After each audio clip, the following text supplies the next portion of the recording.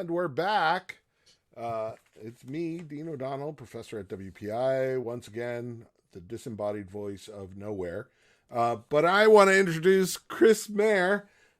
Chris is one of the organizers of Boston Indies and producer of The Bit Show, which I am shamelessly lobbying to get on, and has worked at several local studios, including Turbine, Other Side, and GSN. And Sam Longcoat. Sorry. It's much easier than it looks.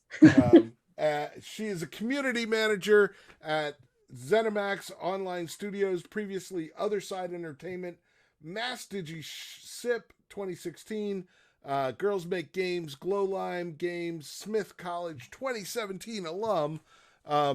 They're here to interview Courtney Flokos, who is responsible for Pigslexia, an ebook, an online children's book about dyslexia. And I will get out of the way and let y'all talk.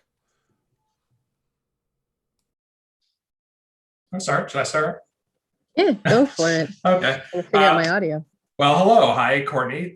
Thanks for chatting with us today. Can you just tell us a little bit about the book and kind of your inspiration for it? What made you choose the format? Oh yeah. So my book stars the main character is a guinea pig named Tootsie, and there's two other main characters named Mocha and Curry, and they're both guinea pigs. And basically, so the book just is a small representation of what happened with me. I am dyslexic and what I went through. So the book starts off, and Tootsie, Mocha, and Curry are really good friends. They're having a great time. They go to school together, and Tootsie realizes that she's having trouble reading, and she doesn't know why. And then she's diagnosed with dyslexia. And she has to go to extra help classes to help her learn how to read.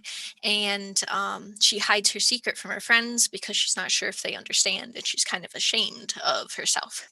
But then throughout the book, she learns how to deal with her reading and to grow braver. And she eventually tells her friends about her dyslexia, and they'd never heard of it, but they're super understanding. And the book ends, and they're all friends again. It's the best case scenario for anything. Yeah, when I was playing it earlier today, or going through the pages, I was super impressed with some of these puzzles. Like the crossword puzzle where the B's and the P's are flipped. I was like, oh no, I have never struggled so hard during a word puzzle. But that really got me to empathize with these guinea pigs. So I thought that was a really smart choice. I was actually curious how long this took you to make. So I have been working on this project since about a year ago. That's when I came up with the name, and then over the summer I came up with more ideas for it, and then I actually started working on it at the beginning of the school year, so in the fall. So it was a long process. It's been crazy. Yeah, and you're credited as the only person who worked on this, right? Yeah, originally I was going to have another person working on it, but due to scheduling things, she couldn't make it work, so I did it all. It happens, honestly. Yeah. So you're a writer, artist, and designer here. Was there one component of that you found to be your favorite experience doing the work? I definitely liked the illustrations the best because I am a 2D artist, I would say. I really enjoy that, do that in my spare time, and that's my strong suit with art. So I had a really good time coming up with the ideas for the spreads, and then actually creating them, and especially coloring them in was really fun for me. The art is very cute. It really shines that these are your favorites. Yeah. So if you're mainly an artist, you had to design kind of a lot of puzzles here. There's something a dozen at least, I think, puzzles in here. Were any of them? I mean, I am a big crossword I don't know, fiend, I guess. And it always seemed really difficult to make crossword puzzles. So I'm curious, if was there a particular puzzle here that was most difficult to you to design? Probably the crossword took the longest to make. Like it was a really fun idea, so I had a good time making it, but it just took a while, like lining up things and then making sure like I'm a bad speller, so I have to make sure I have to add the correct amount of spaces and things. So And kind of going along with that, as you were developing the puzzles, was there any process of iterating on the book, or like having kids, read it or work through it and then remaking changes based on that?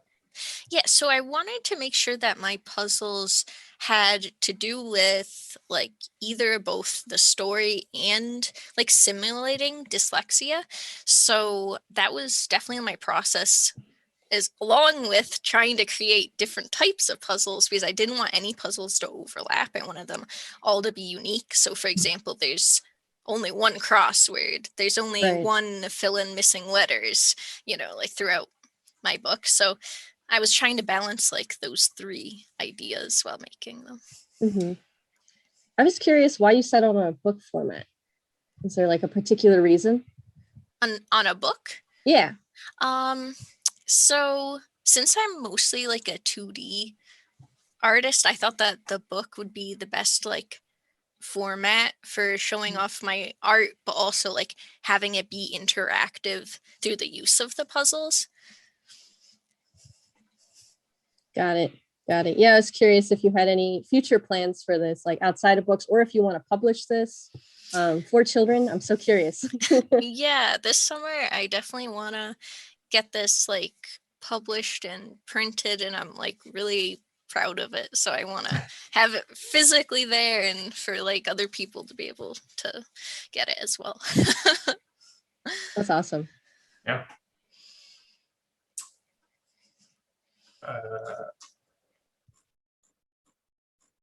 For what?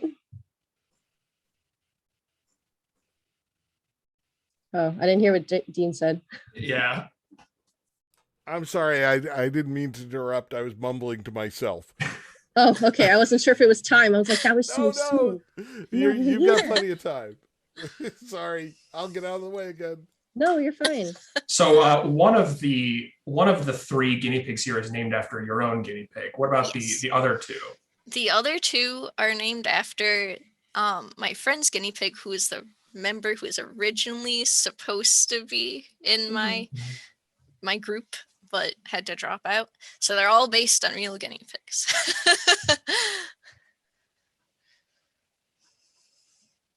I'm wondering if you have any questions for us too. Any at all, or we can just keep talking about how much we love guinea pigs. I wish I had one. I only have a cat. I love guinea pigs. I can talk about guinea pigs all day. I have an obsession. That's a good thing. Any other guinea pig themed projects then that we should look forward to? Oh, I would like to continue to make guinea pig things. Like my guinea pig Tootsie sometimes shows up in other like school work I've done. And I'm just like, I love her as a painter. That's so real. Was this your first book that you've ever made? Yes. Oh, wow. So you just decided like, this is really important to me and I'm going to make a book about it, kind of. Yeah, so I definitely knew I wanted it to be about guinea pigs. That was like the first thing. And then I needed to have something like really important for like the world to like write about. So I was like, oh, well, dyslexia would be a great topic because I understand it since I have it. And unfortunately, there's not a ton of information, especially in like fun formats about it. So I decided that that would be the main topic. So you mentioned wanting to get a physical copy of this thing made. Are you interested in making more books in the future? Is this something you want to continue pursuing? I think I would definitely want to make more books. I had a really good time and I think that it would be a really good fit for me. And I don't know, it would be great to continue making books that like help kids learn about topics that they might not have heard of or harder to understand. Yeah, I think this is really great for that because it lets you, the kids can kind of have fun doing the puzzles, but it does also, sort of force you to slow down and think about, the consequences of being dyslexic and how that affects your ability to do crossword puzzles and, read. Okay, well, I'm going to break in here. Thanks, Courtney. We're going to take a brief time out and shuffle people around, and we'll be right